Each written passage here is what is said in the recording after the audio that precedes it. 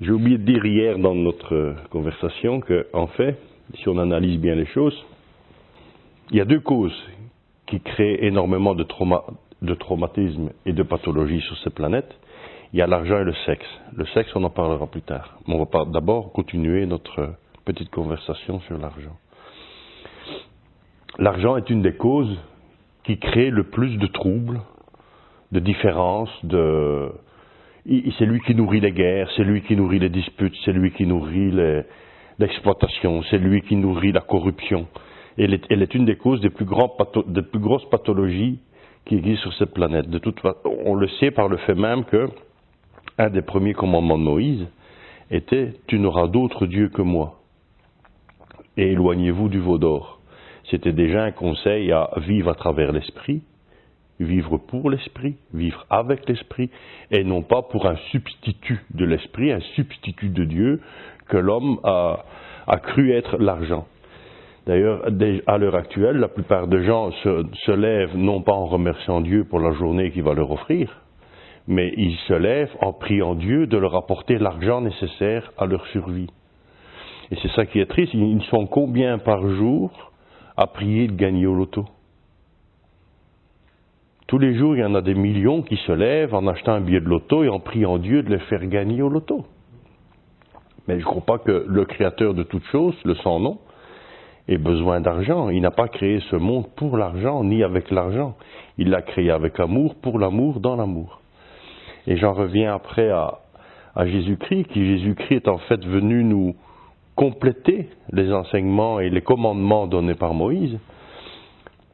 Jésus disait à ses disciples, si vous voulez me suivre et vivre en esprit, rendez à César ce qui appartient à César.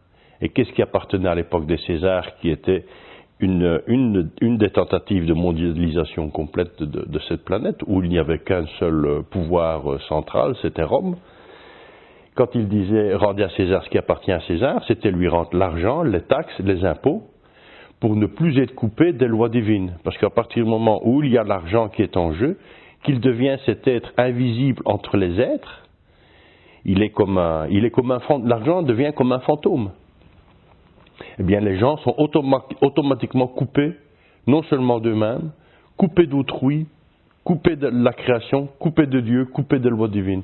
Parce que l'argent devient le seul objectif en soi que les hommes veulent obtenir, parce qu'ils ont l'impression que c'est avec ça qu'ils seront heureux, qu'ils seront tous payés. Et comme je le disais hier, le souci de l'argent, c'est qu'il coupe la générosité, il coupe la solidarité, il coupe la bienveillance pour autrui, parce qu'on veut tout que chacun garder pour soi, on veut son compte en banque. Oh là là, et là derrière, on nourrit quoi? On nourrit des machines infernales qui ne sont pas très bonnes, parce que on le disait encore hier, qu'est-ce qui nourrit la planète? Qu'est-ce qui dirige la planète, pardon? In fine, on le voit de plus en plus, ce sont les banques qui induisent insidieusement leur pouvoir auprès des hommes politiques, auprès des gouvernements, auprès des États, auprès des pays. On voit que c'est de plus en plus, on le voit avec le projet du TAFTA, on le voit, ce sont les banques qui poussent à tout ça. Donc il est grand temps qu'on se rende compte que l'argent est vraiment quelque chose qui, même sans qu'on s'en rende compte, nous pervertit par le fait même qu'on ait peur d'en manquer. Pardon? Les monnaies locales, c'est reculer pour mieux sauter. Pour moi, de nouveau, c'est un placebo. Ça ne changera rien au fait qu'on échangera contre du papier. Un service, un acte, plutôt que de l'échanger gratuitement, suivez-moi et vivez en esprit, plutôt que d'échanger à 1 euro, on échangera quoi? Je ne sais pas, ils portent plein de noms maintenant, j'en ai pas qui me viennent en tête. Mais c'est la même chose. Ça ne change rien, ce n'est que reporter le problème. On met toujours cet être invisible entre le maçon et le boulanger, entre le plâtrier et le médecin, il n'y aura pas d'acte altruiste, d'amour généreux, de bienveillance pour la sauvegarde du bien commun, mais toujours le fait, je te donne ça, toi tu me donnes, tu l'échangeras contre du papier que je mettrai également sur un compte, parce que les monnaies locales, pour finir, pour qu'elles soient valables, il faut quand même les retransformer en euros. Donc, c'est du placebo, c'est une autre illusion. Oui, ça peut peut-être marcher pour comme ils le veulent le dire, faire marcher les économies locales. Mais c'est quoi lâcher l'argent et puis créer des économies locales, ben ça n'a pas vraiment beaucoup de sens pour moi. Bon, je sais que tout ça, ce ne sera pas facile à lâcher, hein, parce que, comme on le disait hier, les habitudes sont dures et tenaces. Mais bon, pour moi, circuler pour mieux sauter, les monnaies locales. Ça ne sert, la monnaie virtuelle, pareil. Tout ça, ça ne sert à rien. Ça ne sert à rien, ça sert à rien grand-chose. Et l'argent, oui, à l'heure actuelle, c'est ce qui crée énormément de pathologies. Et les pathologies, quand on les regarde bien, toutes les traumas et toutes les pathologies sur cette planète, elles viennent de quoi? Elles viennent du non-respect des commandements de Moïse. Soit parce qu'on les subit, soit parce qu'on les fait subir. Et l'argent en est une des causes. Je ne sais plus exactement maintenant les 10 commandements, d'autres que moi pourraient s'en souvenir aisément, mais je sais qu'il y a la convoitise, je sais qu'il y a le meurtre, je sais qu'il y a la jalousie, je sais qu'il y a toutes ces choses, et l'argent, in fine, qu'est-ce qu'il induit? Il induit énormément de ces choses-là. Celui qui n'en a pas envie, celui qui en a, celui qui en manque, convoite celui qui... Et là-dedans, on est constamment, continuellement, dans nos formes pensées, on ne respecte pas, rien que par nos formes pensées, les commandements de Moïse. Donc si déjà dans nos formes pensées, on convoite et tout ça, automatiquement, on n'est plus dans l'esprit. On n'est plus dans l'esprit de la création, on n'est plus dans l'esprit de Dieu, on n'est plus dans les lois divines, et on crée une réalité dans laquelle, tout ce que nous voyons maintenant, les guerres, les abus, là, c'est la porte ouverte à tout ça. L'argent est la première grande porte ouverte à toutes les déviances planétaires. Et il serait peut-être grand temps que l'humanité grandisse en conscience, qu'on sorte de notre prime adolescence et qu'on devienne vraiment des adultes et qu'on arrive à simplement s'aimer, se respecter les uns les autres, à savoir que ce qui manque à l'un manque à la totalité. Le jour où nous aurons à cœur la bienveillance d'autrui, le jour où chacun d'entre nous regardera ce que son voisin ne manque de rien, parce que de toute façon la nature offre et donne à profusion, on le sait maintenant, on jette tous les jours de quoi nourrir la planète entière. Y a-t-il une attitude plus folle que celle-là? Tout ça pour garder des cours en bourse élevés, tout ça pour garder l'argent, tout ça. Mais c'est inhumain. C'est complètement, pour moi, inhumain quand on peut s'imaginer ça. Alors, les gens veulent être payés pour leur travail. Mais leur travail aboutit à quoi vu que la moitié est jetée? Ça n'a aucun sens. Cette humanité, quand on regarde, on prend de la hauteur et qu'on regarde comme il faut, nous marchons sur la tête. Tout ça pour de l'argent. Plutôt que de passer à l'art des gens de nouveau. Utilisons nos dons, utilisons nos capacités, le meilleur de nous-mêmes, pour le restituer au bien commun. Moi, je crois que quand les gens auront compris ça, chaque chose que nous créerons sera une réelle œuvre d'art. Parce que nous y mettrons tout notre cœur. Tandis qu'ici, les gens travaillent et ils n'aiment pas trop souvent leur travail, ils le font dans un but d'acquérir, donc on fait les choses un peu à la moitié. On fait les choses, excusez-moi l'expression, mais elle va te faire foutre. Tandis que si on le faisait simplement pour la joie de le faire, mais la moindre maison serait une œuvre d'art. Parce qu'il n'y aurait que de la joie derrière et surtout le souci de bien faire. Tandis que maintenant, non, on veut vite gagner de l'argent et on veut bloquer le travail, comme ça on va vite et on en gagne plus. Et après, tant pis, après moi c'est les mouches. Et l'argent induit tout ça. L'argent induit le manque de responsabilité, le manque de respect. Parce qu'on veut gagner tout de suite. Et derrière le gain, qu'est-ce qu'il y a? Une fois qu'on a tout gagné, on s'assied dans son fauteuil, de toute façon tout manque. C'est jamais assez. On le voit à travers les gens qui ont des grosses fortunes.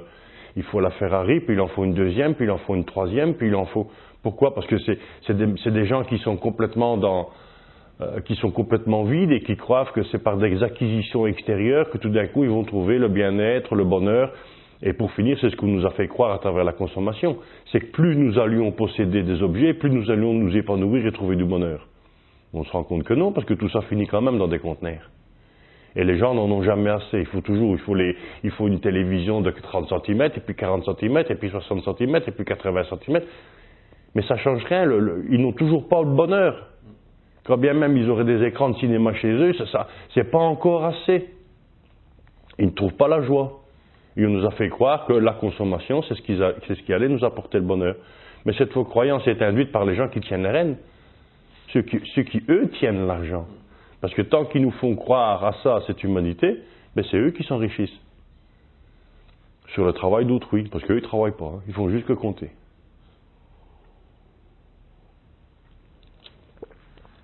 Et il est grand temps de se rendre compte que justement, cette quête à la consommation, cette quête au pouvoir de l'argent, est une des plus grandes causes des traumatismes individuels, des guerres, des quêtes de pouvoir. Derrière tout ça se cache énormément l'argent. Toutes les guerres à l'heure actuelle sont faites, à l'heure actuelle, elles ont toujours été faites pour l'argent, pour posséder, parce qu'il y avait des minerais dans un sol, parce qu'il y avait du pétrole, et alors sous prétexte d'apporter la liberté dans la démocratie, non, quand on regarde bien, si on fouille, si on retire toutes ces fausses paroles, on voit que c'est parce que il y a des choses à aller leur voler, il y a des choses à aller leur prendre, il y a des choses à aller acquérir. Il suffit de voir tout ce qui se fait sur l'Afrique. Hein. C'est une honte. L'argent, c'est une invention humaine. L'échelle des valeurs, que ça vaut plus que ça vaut plus que ça, c'est juste une invention humaine. Et une invention tyrannique, parce que qui a dit que ça valait plus que ça? Comme je le disais hier, pour moi, un brin d'herbe a bien plus de valeur qu'une pépite d'or. Elle a plus de valeur parce qu'en abondance, si en abondance, ça crée. Si en abondance nécessaire, donc ça crée. Tandis qu'ici, quand c'est l'argent qui domine tout, un bout de caillou trouvé dans une montagne a plus de valeur qu'un hectare d'herbe. Alors que ce bout de caillou trouvé dans la montagne ne nourrira personne, ne régénérera pas les sols, n'apportera rien. Rien. Et aussi, il a sa fonction, certainement, parce que sinon, il n'aurait pas été créé. Mais pas celle d'être mis en monture sur une bague. Hein. Les diamants, les pierres précieuses et semi-précieuses ont une autre fonction que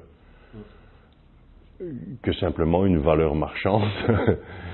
Bon, on le sait maintenant avec les pierres semi-précieuses, parce que beaucoup de gens travaillent avec les pierres, les quartz, les cristaux, les lapis lazuli, j'en passe, les améthystes, j'en passe et autres. Mais là aussi,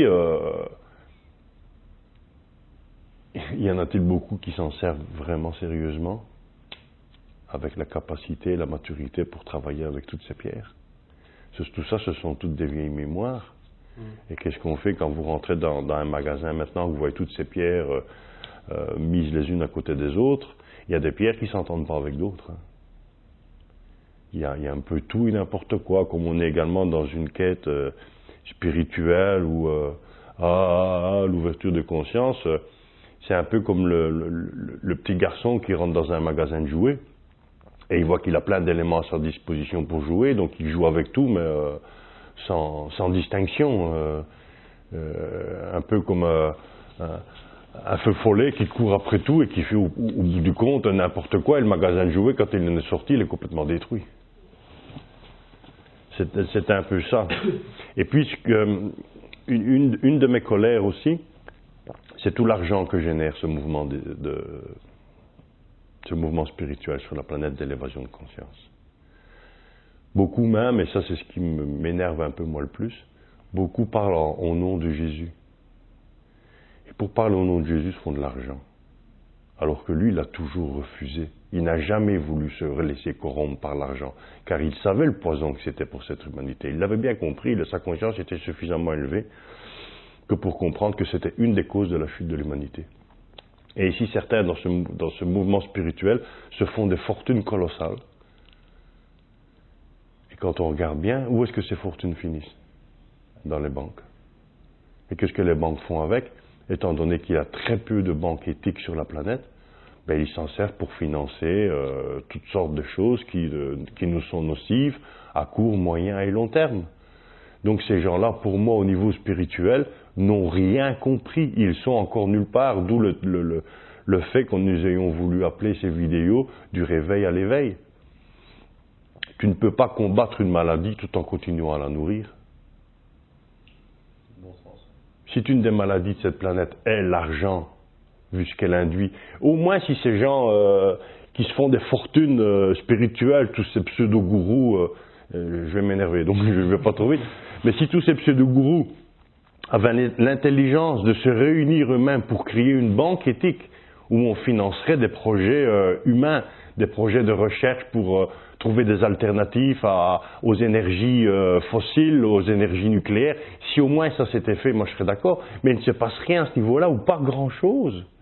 Ils continuent à fourbir les armes de ceux qui nous avilissent depuis des siècles, tout ça au nom de l'amour et de la liberté, du lâcher-prise de l'instant présent. Quand je vois des stages où ces grands gourous nous parlent du lâcher-prise de l'instant présent, le samedi, un tel de 9h à 15h, pour autant pas... Mais moi, je vois que du conditionnel là-dedans. Je ne vois pas d'amour, je ne vois pas de lâcher-prise, je ne vois pas d'instant présent, puisque c'est le samedi de 9h à 17h pour 150 € par jour. Il n'y a que du conditionnel. Et ces gens-là ne font juste que s'auto-glorifier, s'enrichir sur le dos des gogos qui cherchent une vérité ou une simplicité. Et ça, je trouve ça honteux. Ce milieu de développement spirituel est en train de toute façon de se casser la figure. N'oublions pas que ce mouvement est né suite à la guerre du Vietnam. On a eu les mouvements aux États-Unis hippies, tout ça a envahi l'Europe avec mai 68 ici en France, où justement les gens voulaient une nouvelle société, car on s'était déjà rendu compte à quel point l'argent avilisait les choses, que c'était l'argent, la guerre du Vietnam, tout le monde a bien compris que c'était fait pour l'argent. C'était le conglomérat industriel militaire américain qui s'en foutait plein les poches, qui essayait des armes de destruction de plus en plus massives, le napalm, il créait déjà les ouragans en faisant exploser certaines bombes dans les nuages afin de raser des villages au Vietnam.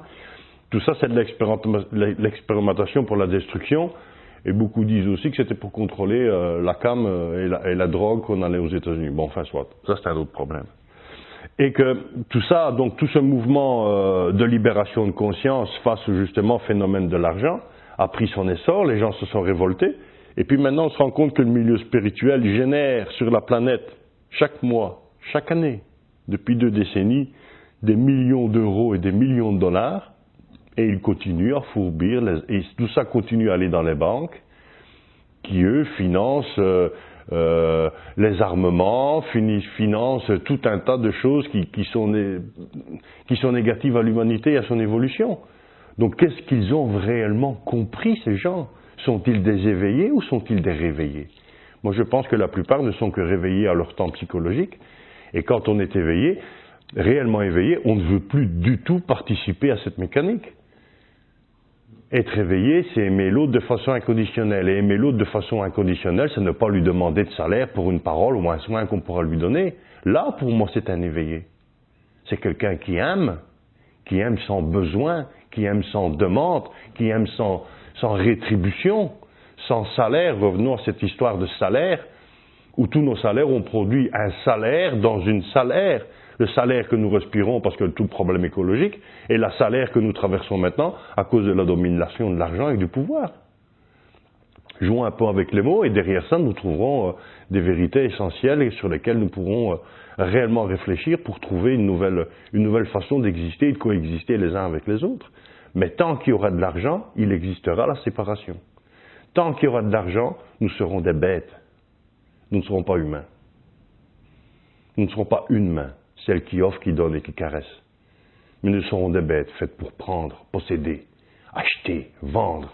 Il n'y a rien à vendre, il n'y a rien à acheter ici, il y a tout à offrir. Et c'est ça où moi je suis très en colère au fond de moi contre ce mouvement spirituel qui génère des fortunes. J'en ai vu parler au nom de Jésus-Christ qui demandait 150 € par jour. Mais si Jésus-Christ était en face d'eux, et en plus qu'ils interprétaient leurs paroles quelquefois faussement avec un vocabulaire stupide, mais il serait le premier, je ne sais pas s'il irait les gifler, mais en tout cas il ne serait pas très content. Hein. Parce que lui qui a tout donné et tout offert gratuitement, que des gens parlent en son nom pour 150 € par jour, voire plus pour certains, mais c'est abject, c'est juste à mes yeux abject. Ces gens n'ont rien compris, ce sont des exploiteurs de la souffrance humaine. Et souvent c'est ce que j'ai vu dans ce milieu spirituel, ce sont des gens qui exploitent la souffrance d'autrui pour acquérir du bien matériel, sous prétexte de l'amour inconditionnel. Mais si c'est inconditionnel, pourquoi demandes-tu un salaire? Il y a là quelque chose qu'il faudrait qu'ils comprennent. C'est pour ça que Je dis, il y a réveillé et éveillé. Et à l'heure actuelle, sur cette planète, je pense qu'il y a très peu d'éveillés. Très très peu, il n'y en a qu'une poignée. Tous ceux qui, à mes yeux, demandent pour leurs paroles, leur enseignement ou leurs soins de l'argent, ne sont que des réveillés, mais ne sont pas éveillés. Quand tu es éveillé, tu ne peux pas. Moi, je ne peux pas demander un soin. Je vais contre ma nature. Je vais contre les lois divines. Je ne peux pas.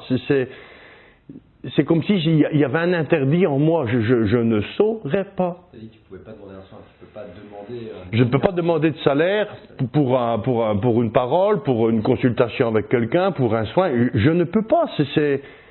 Ça m'est interdit. Et c'est pas quelque chose que je m'oblige. C'est quelque chose qui coule dans mes veines. Parce que c'est antinomique face à la création. L'amour, c'est l'amour. Point. Et il ne transige pas l'amour. L'amour est un glaive. L'amour est une épée qui tranche. L'amour et justice, pour moi, c'est du pareil au même. L'amour est exigeant. L'amour n'est pas un sac fourre-tout dans lequel on justifie tout et n'importe quoi. L'amour a ses exigences. Il est immense. Il est inouï. Mais il a ses exigences. Il a ses règles. Et derrière tout ce merchandising spirituel, ce marketing stupide, moi je ne vois pas vraiment d'évolution. Je crois que ce mouvement est en train de tourner en rond, il est même en train de s'embourber à cause de l'argent, donc il est récupéré. Mais tout ça est un peu né dans les années 80 où on a fait dire à certains pseudo-gourous que l'argent était bon puisque c'est Dieu qui avait inventé l'argent. Mais Dieu n'a pas inventé l'argent. Pas plus qu'il a inventé la voiture, pas plus qu'il a inventé les ordinateurs, et certainement pas les bombes. Il a juste donné les moyens aux hommes de créer la réalité qu'ils voulaient expérimenter. Bien sûr, là-dedans, dans ses pensées à lui, l'argent existait peut-être. Mais c'est pas lui qui l'a créé, c'est l'homme qui l'a créé. C'est l'humanité qui a créé l'argent et qui s'est inféodé, qui s'est embourbé avec ce pognon. La destruction de la planète, il suffit de regarder, sa cause première est l'argent. Regarde toutes ces étendues dévastées pour aller chercher n'importe quoi, pour consommer des choses qui finissent dans des conteneurs. C'est effrayant. C'est le mot, ouais. C'est effrayant. Et ça continue, et c'est encore, et c'est encore, et c'est encore, et c'est encore, et c'est sans fin. Je sais pas, mais on dirait que l'humanité cherche vraiment à aller jusqu'au bout de sa folie pour... Mais bon, est-ce que la Terre tiendra? C'est un peu ça mon problème. Enfin, soit. Là, on est dans autre chose. Moi, je rêve, oui, que nous rêvions je rêve que l'humanité soit suffisamment sage que pour un jour, nous allons tous brûler l'argent en place publique. Qu'on se réunisse et que dans un grand feu de joie, on jette tous ces papiers qui n'ont en fait aucune valeur. Parce que quand on va sur les banques, tout ça c'est virtuel. C'est vraiment c'est faux, tout est faux. Les banques sont virtuelles. Si demain nous allions réclamer notre argent tous dans les banques, ils ne sauraient même pas nous le rendre. Tellement tout ça est virtuel. Eh bien qu'on brûle tout ça dans un grand feu de joie et qu'on arrive à simplement se prendre dans les bras l'un de l'autre et dire « De quoi as-tu besoin? Peut-être je peux faire quelque chose pour toi. » Juste ça.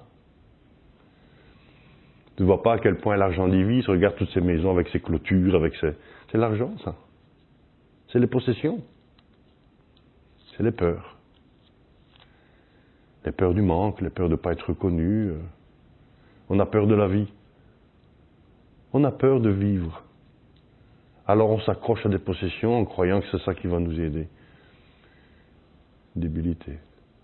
Les traumas planétaires écologiques sont dus à l'argent. Les traumas humains et pathologies beaucoup sont dus à l'argent. Combien de disputes dans les familles?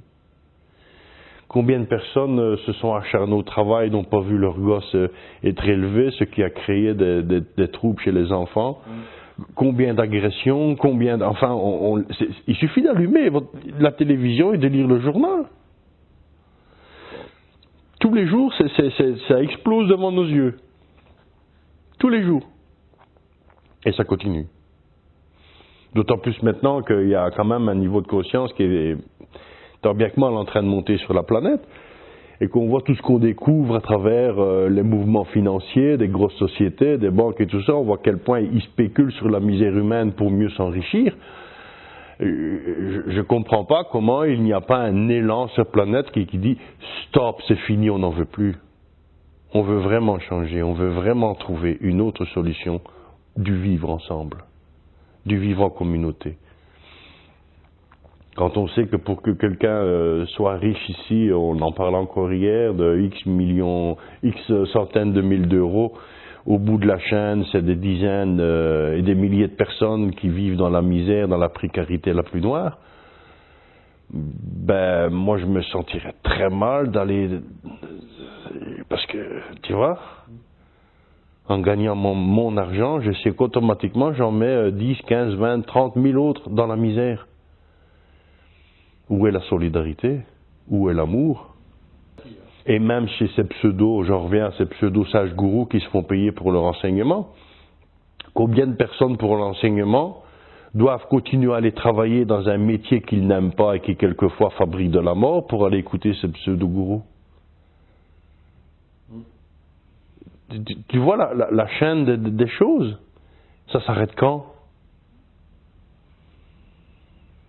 Après, le mouvement spirituel, c'est aussi une marche, dans le sens où il y a pas mal de gens qui se réorientent dans la spiritualité parce que ça donne plus de sens à leur vie. Même s'ils appliquent l'ancien modèle avec la nécessité de gagner leur vie parce qu'il y a des réalités aussi. Oui, mais quand on sera tous thérapeutes d'autrui, qu'on fera tous nos jardins biologiques, si c'est l'argent qui reste, qu'est-ce qui aura vraiment changé? Non, mais je suis d'accord avec toi. Après, il faut se poser assez rapidement cette question de l'argent. Moi, je vois aussi le côté un peu positif. Mais il y a eu un élan, il y a une progression, il y a une éveil. Bien sûr que c'est positif, et depuis que je suis enfant, j'observe cette montée en conscience de la planète. Mais pour le moment, moi j'ai le sentiment qu'elle s'embourbe. C'est vrai qu'aujourd'hui, chaque personne qui développe une clairaudience, une clairvoyance ou une lecture de voix, elle veut en faire son métier, quoi. Voilà. Et elle veut surtout être connue derrière ça aussi. On veut sa page Facebook, on veut sa truc internet, on veut son image en grand, un peu comme nos politicards. Et c'est moi, et c'est moi, et c'est moi. Moi, c'est une des raisons pour laquelle j'ai pas envie qu'on voit ma tête, quoi. Moi, je suis pas là pour le culte de la personne, hein. Moi, je suis là pour essayer de transmettre des choses qui pourraient intéresser l'un ou l'autre. Le reste ne m'intéresse pas. Ça ne m'intéresse pas du tout. Je suis pas du tout là-dedans. Mais la plupart des gens, il y a tellement encore de souffrance en eux, qui sont comme nos politicards, qui, au lieu d'avoir un politicard, tu as un maître spirituel. Mais c'est la même chose pour moi. C'est les deux mêmes personnes. Certes, ils ont des discours opposés, mais la forme est différente, mais le fond est identique. C'est ce que je dis quand ils seront tous des thérapeutes et qu'on fera tous nos cultures de carottes bio. Est-ce que pour autant nous aurons un comportement plus éthique? Est-ce qu'on continuera pas à employer des main-d'œuvre à bon marché qu'on exploitera pour avoir des carottes bio moins chères que le concurrent pour les vendre plus et gagner plus?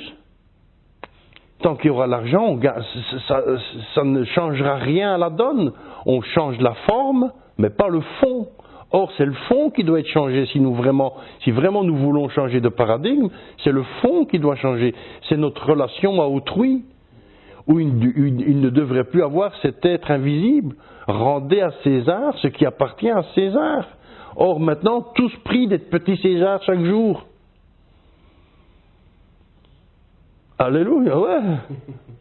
Ils rêvent de ça. Ils rêvent de la couronne de laurier autour de leur tête, et regardez-moi. Et en plus, je m'enrichis sur ton dos. Waouh, et je dis que je t'aime et qu'il faut lâcher prise. Mais qu'est-ce qu'il lâche prise, lui? Il lâche pas prise, il a le fond dans le système. Bon. Bon, le sexe, maintenant. Non, le sexe, on va attendre pour le sexe. On va attendre.